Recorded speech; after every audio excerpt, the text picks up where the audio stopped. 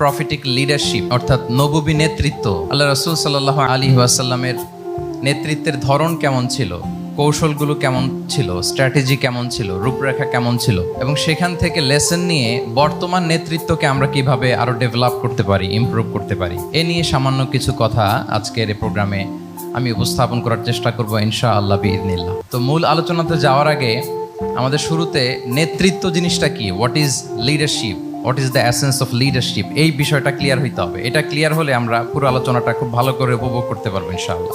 আমি অডিয়েন্সের মধ্য থেকে শুনতে চাই যে নেতৃত্ব বলতে আমরা আসলে কি বুঝি, হোয়াট ইজ লিডারশিপ। লিডারশিপ মানে অন্যকে প্রভাবিত করবার ক্ষমতা, এটাই হচ্ছে মূলত লিডারশিপ।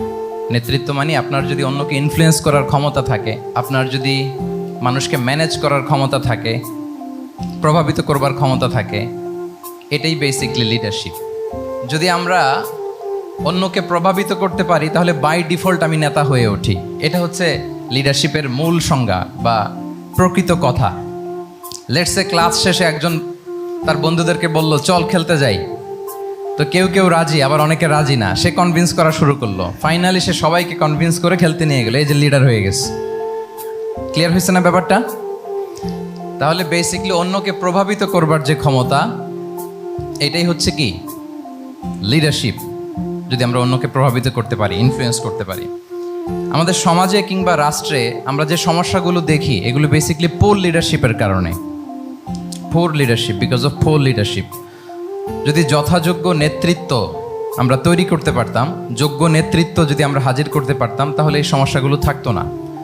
আমরা আল্লাহ রাসূল সাল্লাল্লাহু আলাইহি ওয়াসাল্লামের নেতৃত্বের গুণাবলীগুলো, যদি ওনার যে লিডারশিপ ট্রেডস, লিডারশিপ ফিচার্সগুলো আছে, এগুলো যদি আমরা খেয়াল করি তাহলে দেখবো যে এগুলো দিয়ে তিনি পুরো একটা জাতি, একটা ভূখণ্ডের জীবনধারা পাল্টে দিয়েছিলেন। তাহলে নেতৃত্বের দিক থেকে অ্যাজ এ লিডার তিনি কতটা সফল, এটা খুব ক্লিয়ার আমাদের কাছে। আমরা এখন দেখার চেষ্টা করব যে রাসূল সাল্লাল্লাহু আলাইহি ওয়াসাল্লামের লিডারশিপটা আসলে কোন ধরনের লিডারশিপ ছিল, কোন ধরনের নেতৃত্ব ছিল, এবং সেখান থেকে বর্তমান সময়ে আমরা কি করে যুগোপযোগী নেতৃত্ব তৈরি করতে পারি। প্রথম যেটা বলতে হবে সেটা হচ্ছে আল্লাহ রাসূল সাল্লাল্লাহু আলাইহি ওয়াসাল্লামের নেতৃত্বটা ছিল সার্ভেন্ট লিডারশিপ। সার্ভেন্ট লিডারশিপ মানে হচ্ছে কাজের মধ্য দিয়ে নেতা হওয়া। বেসিক্যালি আপনি যখন মানুষের কাজে লাগবেন বা কাজে আসবেন, তখনই আপনি নেতা। যদি আপনাকে সমাজে কোনো কাজে না লাগে, সমাজে যদি আপনি রেলেভেন্ট হতে না পারেন, কাউকে সাপোর্ট করতে না পারেন, গাইড করতে না পারেন, তাহলে তো নেতা হয়ে ওঠা আপনার পক্ষে সম্ভব হবে না। তাহলে যদি কাজে লাগা যায় মানুষের, আপনি যদি কাজে লাগেন, আপনি যদি মানুষের উপকারে আসেন, তাহলে by default you are a leader. If you are society oriented, if you are people oriented, if you are service oriented, by default you are a leader. আমরা যদি আল্লাহ রাসূল সাল্লাল্লাহু আলাইহি ওয়াসাল্লামের জীবনের দিকে একটু খেয়াল করি, তাহলে দেখবো যে নবী হওয়ার আগেও কিন্তু আল্লাহ রাসূল সাল্লাল্লাহু আলাইহি ওয়াসাল্লামের এই ক্যারেক্টারিস্টিক্স গুলো ছিল, এই ফিচারগুলো ছিল। উনি মানুষের অনেক কাজে এসেছেন, তিনি মানুষকে সাপোর্ট করতেন, বিপদে তাদের পাশে দাঁড়াতেন, তাই না? তিনি তো অফিসিয়ালি 40 বছর বয়সে নবী হলেন, যদিও আল্লাহর এলেমে তিনি অনেক আগে থেকেই নবী। কিন্তু দুনিয়াতে আল্লাহ রাসূল সাল্লাল্লাহু আলাইহি ওয়াসাল্লাম যখন 40 বছর বয়সে উপনীত হলেন, তখনই তো হেরা গুহায় নাজিল হলো ইকরা বিসমি রাব্বিকাল্লাযী খালাক, read in the name of your lord who has created. এই যে 5টা আয়াত নাজিল হলো, উনি নিয়ে আসলেন, কাঁপতে লাগলেন। খাদিজা রাদিয়াল্লাহু তাআলা আনহার কাছে বললেন যে মনে হয় আমি মারা যাব, আমাকে কম্বল চাপা দাও, আমার ভয় লাগছে, আমি কাঁপছি। তখন খাদিজা রাদিয়াল্লাহু তাআলা আনহা ওনাকে আশ্বস্ত করলেন, ওয়াল্লাহি লা ইউখজিকাল্লাহু আবাদা, আপনি ভয় পাবেন না, আল্লাহ আপনাকে অপদস্থ করবেন না।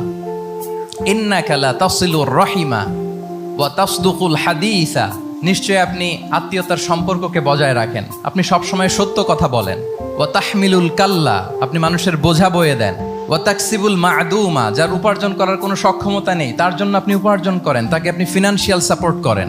ওয়া তাকরিউদ দাইফা, আপনি মেহমানকে খাওয়ান। ওয়া তুঈনু আলা নাওয়াইবিল হক, সত্য যেখানে বিপন্ন সেখানে আপনি সত্যের বীর সেনানী হয়ে দাঁড়িয়ে যান। তো এই ফিচার যাদের মধ্যে থাকে, এমন ব্যক্তিত্বকে আল্লাহ তাআলা কখনোই অপমান করতে পারেন না। আপনি চিন্তিত হবেন না, ডোন্ট ওয়ারি অ্যাবাউট ইট, কোনো ভয় নাই, কোনো চিন্তা নাই, আপনি আশ্বস্ত হন। তাহলে দেখেন, এই যে 6টা গুণের কথা খাদিজা রাদিয়াল্লাহু তাআলা আনহা বললেন, এগুলো কিন্তু রাসূল সাল্লাল্লাহু আলাইহি ওয়াসাল্লাম নবী হওয়ার আগের গুণ।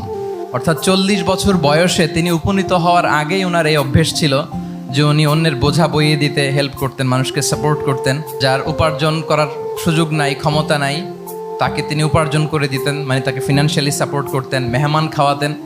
তার মানে নবী হওয়ার আগেই উনি জনকল্যাণমূলক কাজে নিজেকে সম্পৃক্ত রেখেছেন, মানুষকে তিনি সাপোর্ট করতেন, মানুষকে হেল্প করতেন, উনি মানুষের কাজে লাগতেন। আর যে মানুষের কাজে লাগে, মানুষের উপকারে আসে, জনকল্যাণমূলক কাজে নিজেকে সম্পৃক্ত রাখে, বাই ডিফল্ট সে নেতা। বাই ডিফল্ট সে কি নেতা হয়ে যায়। তাহলে to serve before to lead, নেতৃত্ব এটা আসলে পজিশনের সাথে সম্পৃক্ত না।